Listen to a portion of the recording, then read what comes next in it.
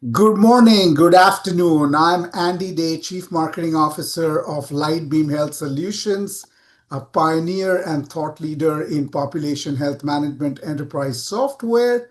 And it is absolutely my honor to host our new podcast that we have named Voices of Value. So, what is Voices of Value? Voices of Value aspires to be a narrative and a dialogue on the value delivered to patients like us from technology innovation in healthcare and life sciences, with a focus on, but not limited to, artificial intelligence and analytics. We livecast Voices of Value on LinkedIn Live as our primary channel of engagement, but we'll also syndicate these valuable conversations with industry luminaries and thought leaders via other channels, including YouTube, the Lightbeam blog, LinkedIn, X or formerly Twitter, Facebook, and others. In this inaugural session and the one following this one, I have the honor of presenting an outside in perspective on the art of the possible with AI in healthcare on the first, as well as the art of the possible with AI in healthcare and population health management in the following one, which will cut through the hype, the noise, and the confusion on AI in healthcare that virtually is deafening. We'll cut through the hype. We'll discuss high value use cases enabled by artificial intelligence, which are delivering value and ROI to patients, providers, payers, MSOs, ACOs, and other stakeholders in healthcare. Beyond these two sessions, we will adopt a 25 to 30-minute fireside chat format in which I'll have the privilege of discussing relevant and salient challenges in healthcare, life sciences, population health management, value-based care, care management, and how innovation in AI and analytics and other relevant technologies are addressing these challenges and delivering real-world value.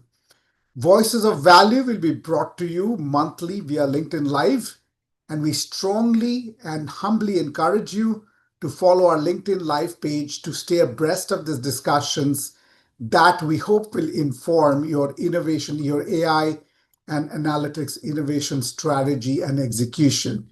So, with that said, let's get started on this inaugural session.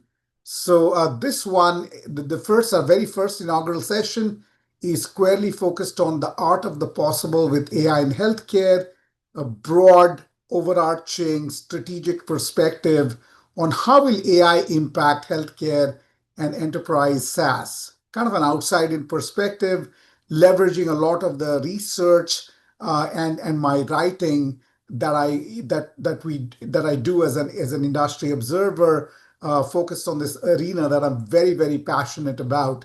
So this is an interesting quote to start us up. Healthcare has often been accused of not delivering on product and service quality improvements despite significant adoption of new technologies, which is true.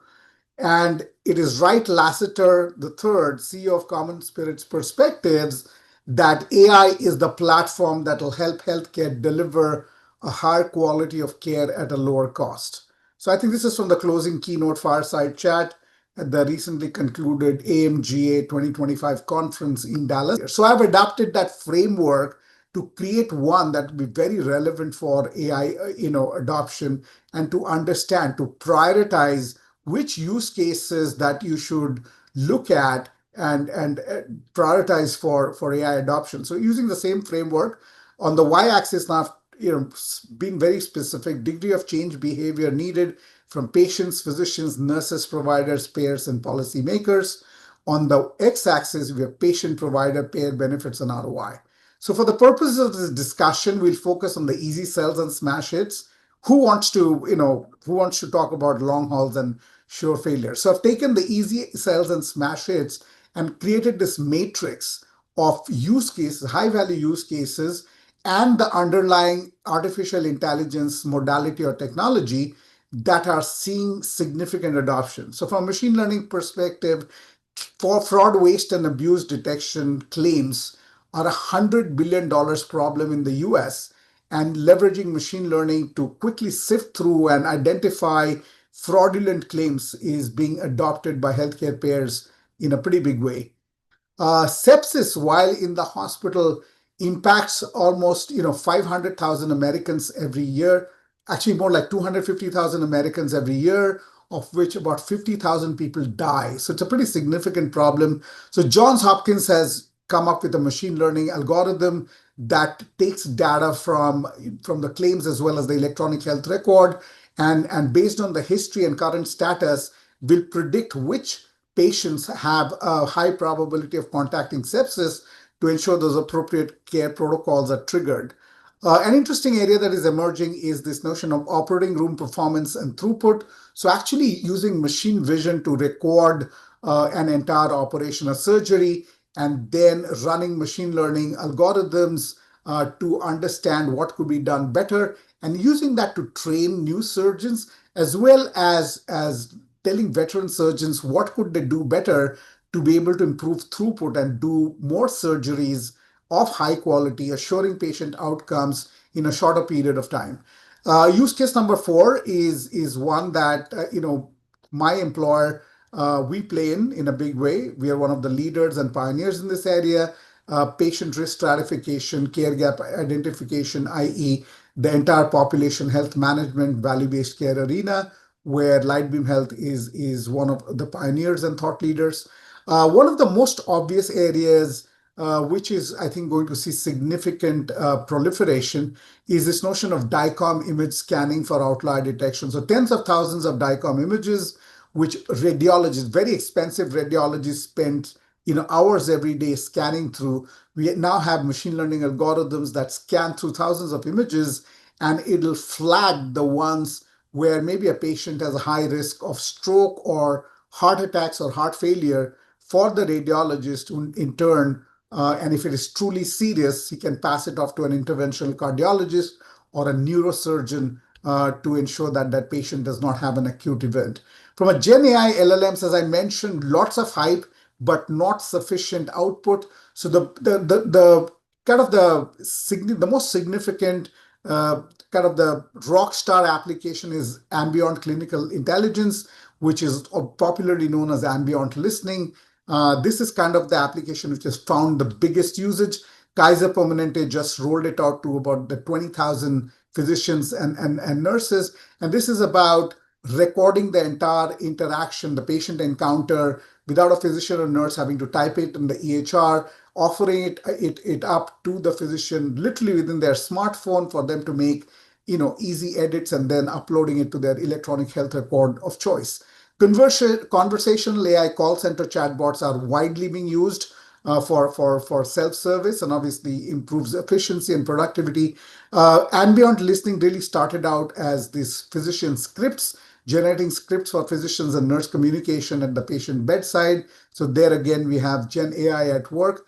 From an NLP, natural language processing, natural language generation, computer-assisted coding for claims management, doing this automatically so that the claim is accurate and ensures minimum denials is a significant area, and obviously saving a lot of money. Bedside summary of patient's charts and insights, as I mentioned, rather than a physician having to dig through a patient's chart, it's automatically summarized on that tour, if you will. Automated patient sentiment analysis is an actual use case that our friends from Press Ganey are investing in. So a patient, for instance, before discharge is required to fill out this, the summary of what the experience is. And while the clinical experience could have been good, maybe the food from the cafeteria was not so good. So the patient sentiment analysis would capture that for the hospital authorities. Medical robotics, not traditionally thought about as artificial intelligence, but robotic-assisted, minimally invasive surgeries like the Da Vinci robot, which I've talked about. Exoskeletons, which are literally robots strapped to the body of, for instance, a veteran returning from Iraq or Syria, whose ability to walk has been impacted, and helps alleviate that is actually used every day. Automated patient service with robotic process automation, pretty self-explanatory.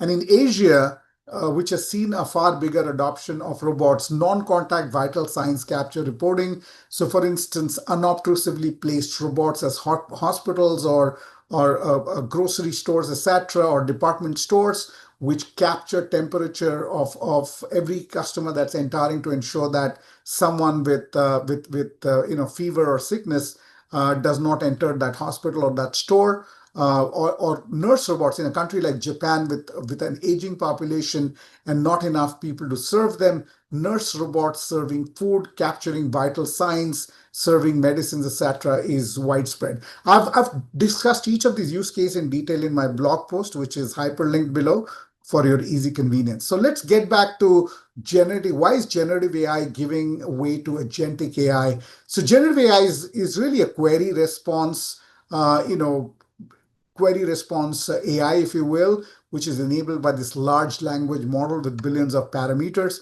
But significant challenges, the first of which is hallucinations. Since it's capturing data from uncurated data sources on the web, any fake news or errors in that source data is transferred over. And as the LLMs get more sophisticated, these hallucinations are hard to spot, but nevertheless, they are hallucinations, which make it very difficult and risky to use them in a healthcare context. The bias in the source data is also transferred over. So regarding, gender, sex, race, etc., which is another challenge. Non-determinism, if you could run the same query 5 times, it is possible that it will come up with 3 different responses, which makes it unreliable. It is open to manipulation and hacks via the prompt engineering, which is often referred to as AI grooming, which poses another risk. And of course, copyright infringement is a significant issue with millions of dollars in lawsuits, which present significant challenges. So, what is happening, the exciting area that we are seeing evolving in front of our eyes is agentic AI or AI agents, which make use of all of that portfolio of technologies we discussed on the first framework. So it could be a query or an input. It's got LLMs of various flavors, call router, generator, aggregator, orchestrator, supporting it.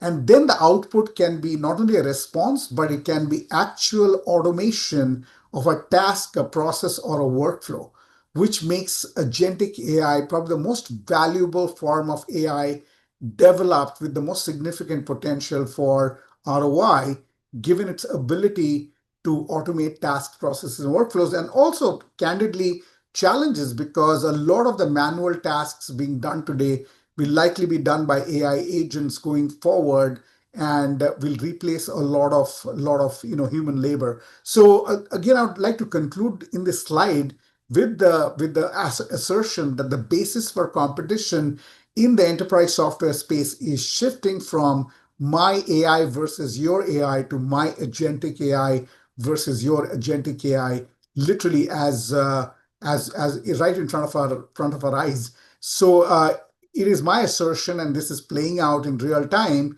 It is given the significant challenges with Gen AI and LLMs. It is likely that AI and LLMs will be subsumed by agentic AI going forward. So, almost in conclusions, how do you make sense of this? So, here is a framework, a 4-stage AI adoption maturity life cycle that I've crafted, which I think would be very, very useful for everyone in this audience as they think through their AI strategy. How do they stratify? How do they prioritize their areas of AI based on ROI and value? So on the y-axis is the anticipated value, ROI, and payback from artificial intelligence. And on the x-axis is kind of the temporal evolution, right? So the stage one, the stage where many healthcare organizations find themselves in is AI augmentation, which is simply acceleration of repetitive queries, tasks, workflows that are enabled by enterprise SaaS with machine learning, natural language processing, Gen AI. So an example would be conversational AI-powered chatbots for customer self-service or physician scribes, which ensure that a physician or a nurse doesn't have to manually enter the patient encounter, in the EHR. Uh, Stage two is what I call prescriptive actioning, which is this move from descriptive and predictive analytics to prescriptive analytics, with specific recommendations from the artificial intelligence for actions to be taken, or what I call actionable decision support. This is something that we at Lightbeam deliver as part of our risk stratification solutions, which is prescriptive care gaps identified for the nurse, care manager, care coordinator, to ensure that those care gaps are addressed, and for the patient to be a high risk or a rising risk patient to be put through a care management program. AI automation, this is where agentic AI comes in. Huge potential. This is happening. This is where the arms race is on, which is automation of manual, repetitive, and error-prone tasks, workflows, and processes with automated exception detection and resolution. Great examples being ambient listening or automated ordering of drugs and supplies when they hit min-max thresholds. And then the holy grail from an artificial intelligence perspective is notion of autonomous AI, which is also described as artificial general intelligence, which is where artificial intelligence is so good that it is actually performs cognitive tasks better than the human brain and can make decisions independently without constant human intervention, understanding their environment and adapting their actions based on the outcomes. Great example of this is self-driving cars. In a healthcare context, what I can think about, the only one that I can think about today is kind of the AI radiologist, right? Remember, scanning through millions of thousands of DICOM images, understanding where the risk is, and escalating that for an interventional for a radiologist. If you do that, if you really automate that, rather than 5 radiologists doing that task, you could have one radiologist which just looks at all of those escalations and addresses them and passes them on to a cardiologist or a neurologist. So conclusion with how do you maximize value and ROI from your AI strategy and investment? So asking which AI technology should we use is the wrong question. Start with the goal, the why. So in this case, again, this is an illustrative example. The numbers cited here are not actually, these are guesstimates. They are not actual numbers, but it's the approach rather than the numbers which are important here. So in this case, our goal is to improve clinical nurse productivity and capacity while reducing fatigue and burnout, which is a CEO problem. This is keeping CEOs awake at night. Who are our target personas? Physician, nurses, and care managers, care coordinators. What are the use cases we are looking at? Population health and care management, physician-patient encounters. What are the jobs to be done for AI augmentation and automation? So we could be looking at, these are the use cases: digital front door, call center, patient self-service, predicting risk for 30, 60, 90-day ED admissions and readmissions in your attributed patient population, identifying high risk and rising risk patients with prescribed care gaps for care managers, enrolling high risk and rising risk patients into a virtual care orchestration program with remote patient monitoring, for instance, physician-patient encounters, documentation follow-ups, again with ambient listening. So then now you ask, how are you going to accomplish this? What is the portfolio of AI modalities for augmentation and automation and build by partner decisions? So saying we're going to use Gen AI, again, is the wrong approach. So again, a portfolio management approach, machine learning and deep learning. We have in-house capabilities with our decision science team, Gen AI and LLMs. We complement the in-house decision science team with Gen AI and LLM. PaaS is platform as a service from vendors like, it could be Microsoft, Google, AWS. Natural language processing, natural language generation can be done by our in-house decision science team with support from offshore consultants. Agentic AI agents, obviously the newest kids on the plow. You'll need to perhaps buy a PaaS platform from one of these vendors offering the solutions, and then complement that with offshore consultants. So then the most important question, which is often missed, is so what? What is the business case for augmentation and automation? So again, these numbers are guesstimates. So savings from the high call center agent capacity, assuming that no additional FTEs have to be hired, $675,000. Enhancing clinician, nurse, and care manager productivity, $550,000. Improving nurse and caregiver capacity, not having to hire additional FTEs and being able to handle additional patients, $1.3 million. Savings from avoidable ED admissions and readmissions in the current fiscal year, $5.75 million. maximizing value-based care reimbursement that wouldn't otherwise happen, $4.5 million, lowering clinician, nurse, and care manager fatigue and burnout, and improving retention, $3.75 million. If you add all of that up, total value from this set of use cases is about $10.77 million. You're making an incremental investment in terms of platforms, your decision science team, offshore consultants of about $3.5 million. So that delivers an anticipated ROI of about 3 times or 307% with an anticipated payback of 5 months. So that concludes the inaugural session today. And I'd like to conclude with this pretty enlightening quote, which says, AI will deliver value by unburdening clinicians and empowering them to focus on caring for their patients, which is what they do best. Trust is key to the adoption of AI at scale. AI will be deployed at the speed of trust. This is from Dr. Stephen Jones of Innova Health System and the past chair of AMGA. I was fortunate to hear him at the closing keynote. So thank you so very much for attending our inaugural session of Voices of Value. We hope you have found this valuable.